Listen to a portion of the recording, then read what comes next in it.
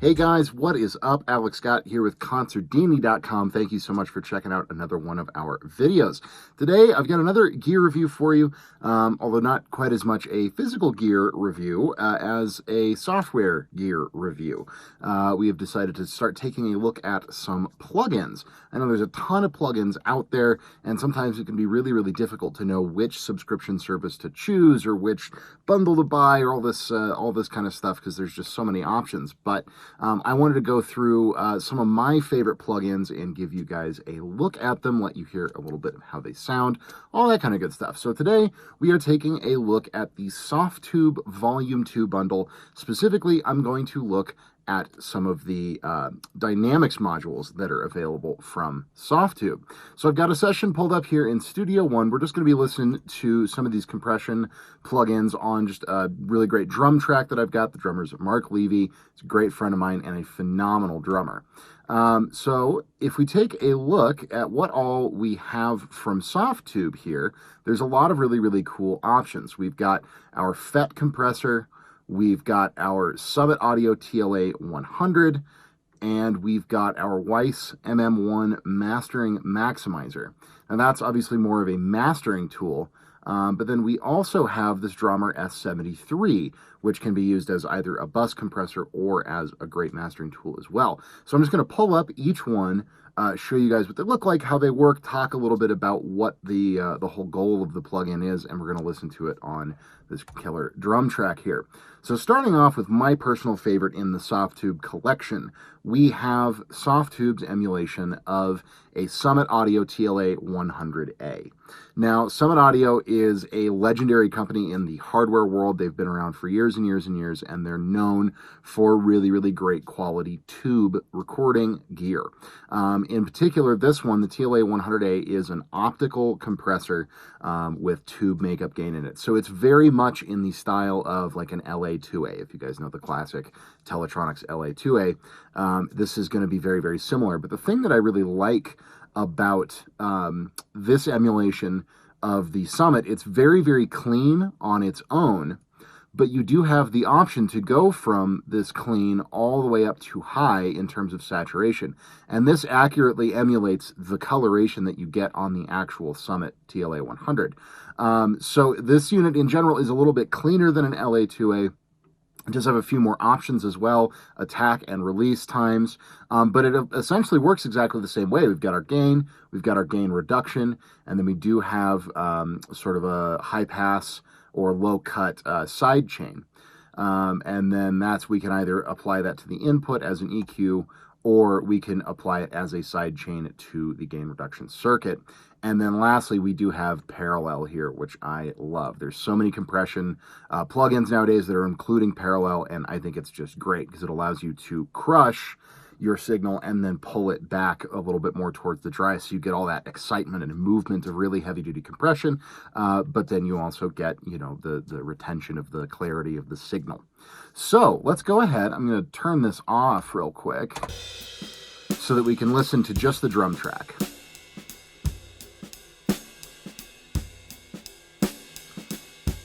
It's nice, simple, clean, good recording. Let's bring in our compressor here.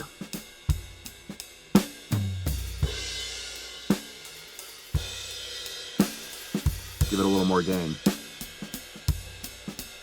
And so immediately, just on the basic settings, on medium attack, medium release, you can hear really, really great sounding compression. Very LA2A in nature, in that it's kind of pumpy and got that warm, kind of gushy thing going on. But you know, it's a little bit cleaner. And I do have the saturation more towards the clean. Again, here's without and with. So really nice. Now, of course, we can also go, you know, fast release at a medium or a slow attack. Probably leave it at medium. Hit it a little bit harder. Do a little bit more here in gain reduction and turn the saturation up.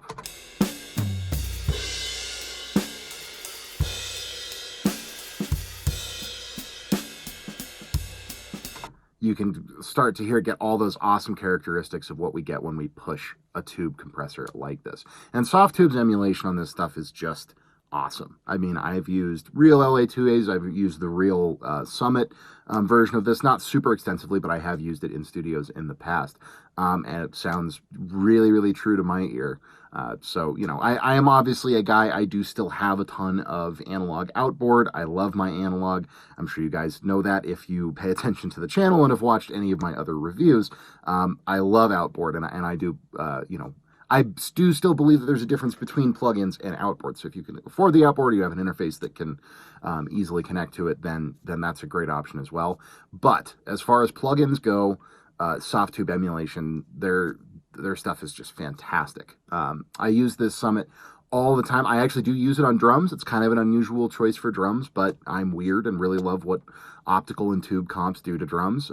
Just the kind of gooshiness and that slower, natural kind of attack and the program-dependent nature of the compression. I think it does really, really cool things. But again, you know, we can go from all the way wet, which is even more aggressive,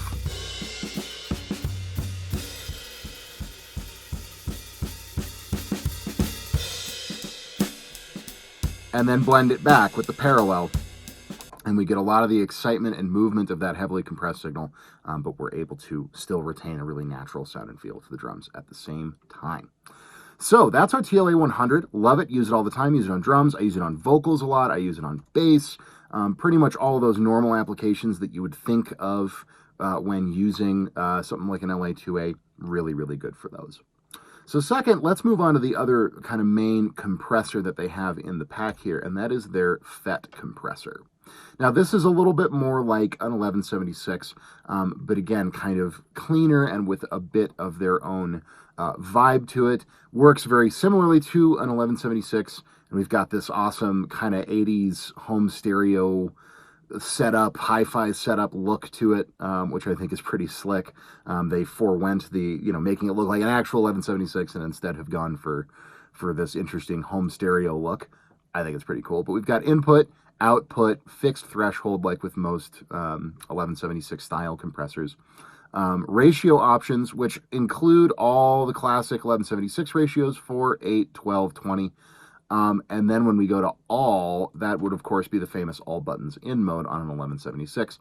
But it's variable, which I really, really like. It's not, you know, switched like an actual 1176 would be. So we can kind of get in between and get a 6-to-1 or a 10-to-1 ratio if we want, or even go all the way down to, you know, 1.5-to-1 really low ratios.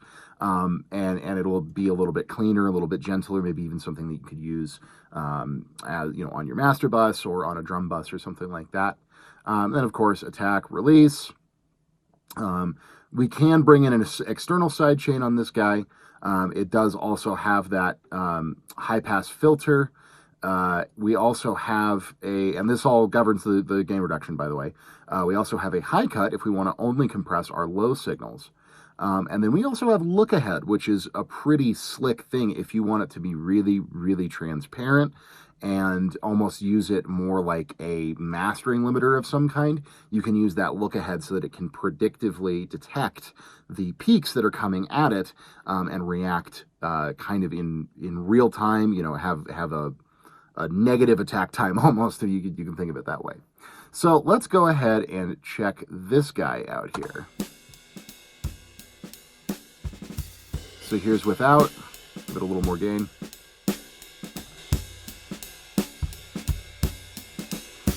So right there, you can hear it really grabs on in the high mids.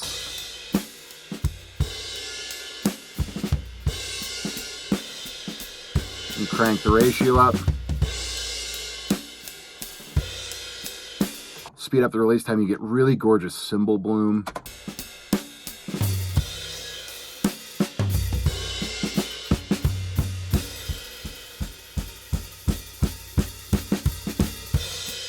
Here it is without and with. Does a great job of pulling all the sound kind of from within the kit, the room sound and those subtleties out. You know, it's a little bit, when you're treating it gently, of course, it's a little bit less pumpy than the TLA 100, you know, as an 1176 would be if you're treating it generally. But it still has a lot of really great saturation to it and just great tone overall. Again, we also have the parallel compression feature here. So one of my favorite things to do, especially on drums, is to really just go kind of overboard on the compression.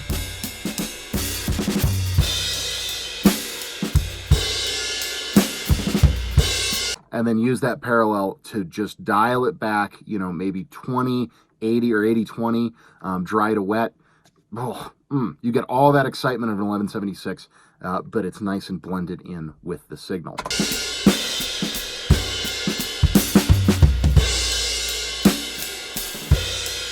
So overall, great. Again, this is not really designed to perfectly mimic any particular revision of the original 1176. It's just very much in that style.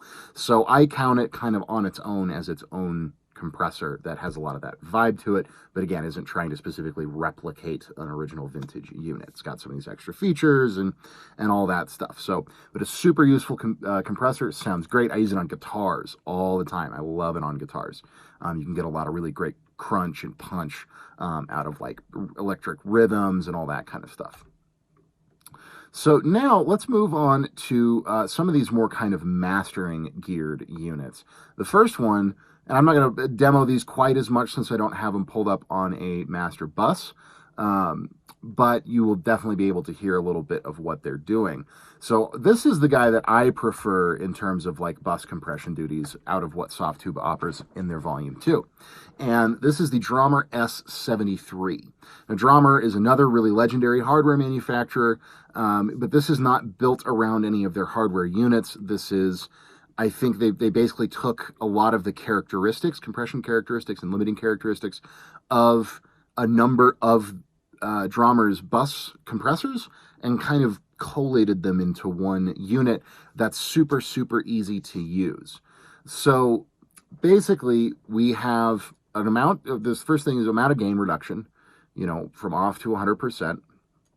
We have this air circuit, which is really interesting. It just really emphasizes kind of the high mids and highs, gives them a nice little sculpt. And then we have style, quote unquote. And this is where it gets really, really interesting. We have clarity 1, clarity 2, neutral, gentle, more air, de-rumble, punch, and then wide mix, ambiance, or vocal enhance. You can see these are kind of divided up into categories. We have clean, we have bass control. So if you've got unwieldy bass frequencies and whatever you're working on, these can definitely help. And then spatial, okay? Now, we'll go through and just listen to a few select examples.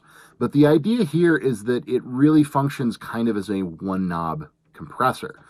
You just dial it in to taste, choose whether or not we want our air, whether or not we want to accentuate those high-end frequencies, and then we can click through the styles and get an idea of, you know, just kind of what it's doing overall and how each one differs in its overall tone and response. And I think that these styles are kind of governing everything from like the type of saturation to the attack and release and ratio and all that stuff. You know, there's a lot going on within these styles that are just kind of an overall preset to get you going in the direction that you want your sound. So to start off, we'll bring it in just on clarity 1 with no air.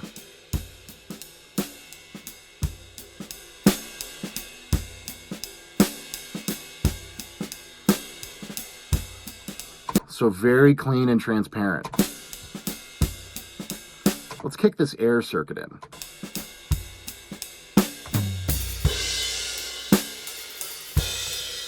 So you can see it really just pushes all that stuff up around like 7, 8, 10, 12K, kind of that region, maybe even a little higher. Just pushes it out, shapes it a little bit.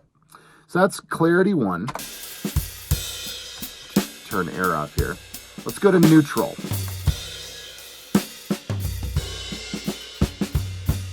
Okay, so clarity 1 was even adding a little bit of detail. Neutral is more just kind of a plain Jane setting.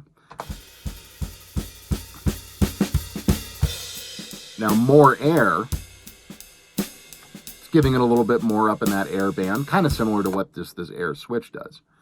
Now for bass control, I do like the punch.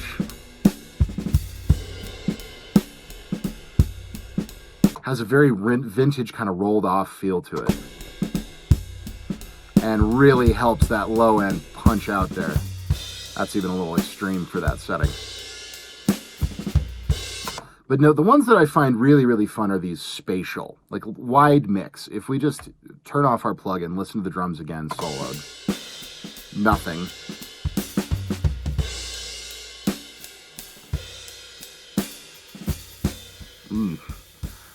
Wide mix really is very cool. I use this a lot if I want to get a ton of phase problem-free width on a track. Again, here's without and with. It does a really great job of really pushing stuff out there. It's relatively extreme in terms of what it's doing, but it is really, really nice, okay? Excuse me. And then, you know, again, we have this dry wet mix, so that if you want to do the same kind of parallel compression approach with this, you totally can. So if you want to push it a little bit harder and then pull it back towards the dry, that can be a really great way to control with this wide mix.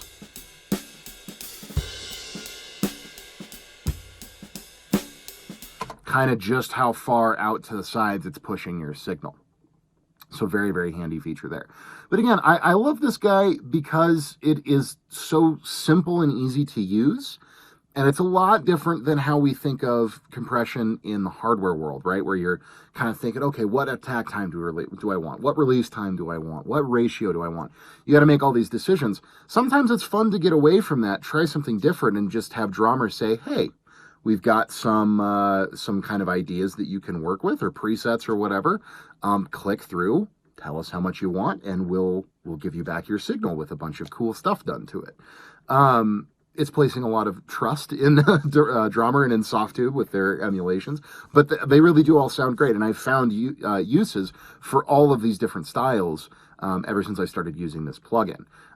You know, clarity can definitely help with vocal. It can help with more modern sounding stuff.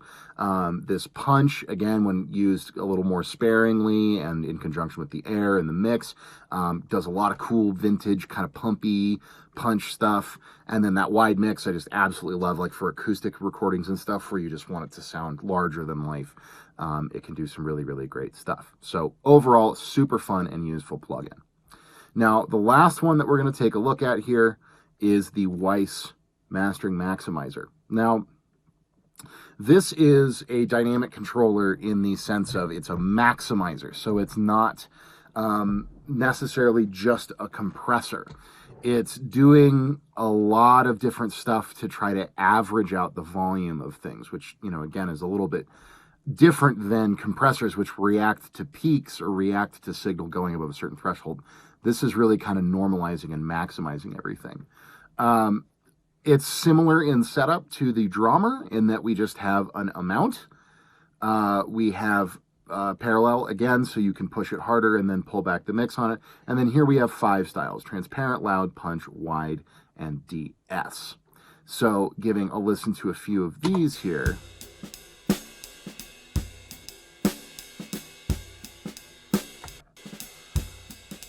And this is going to be, especially when you have it set to transparent, even if we go all the way to 100%. It's extremely clean. It doesn't pump. It doesn't do anything weird like that, okay? So this is going to be really, truly a mastering tool to average the overall, you know, LUFS or whatever standard you're working by, kind of average everything out and give it that final, you know, ready for release feeling. So we'll just go 50% here. That's transparent. Here's loud. So likely just a more aggressive algorithm. Punch. You can feel a little bit more presence in that low mid, real punch region. Wide, which this plugin's a little subtler than the Drawmer. The Drawmer really pushes stuff out and really enlarges the image. This is a bit more subtle. So here's without.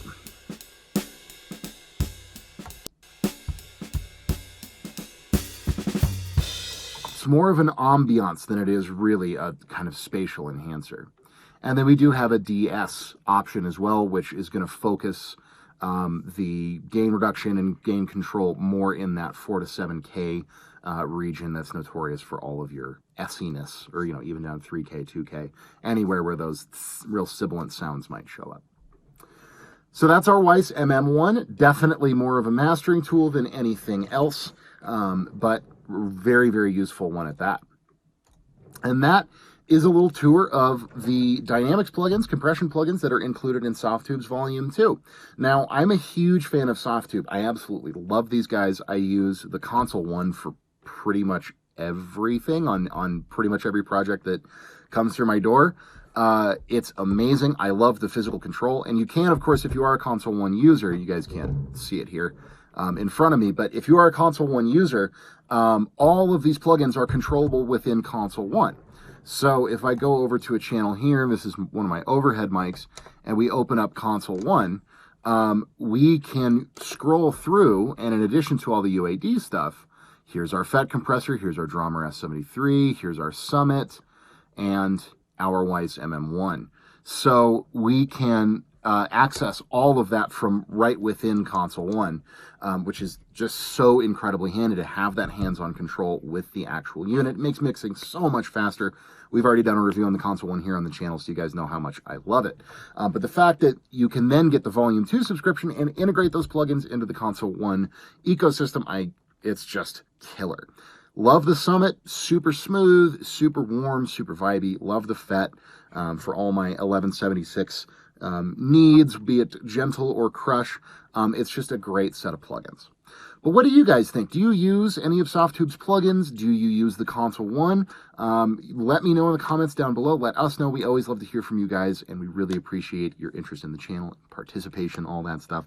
But again, my name is Alex Scott with Consordini.com. Thank you so much for watching another one of our review videos, and we will see you in the next one.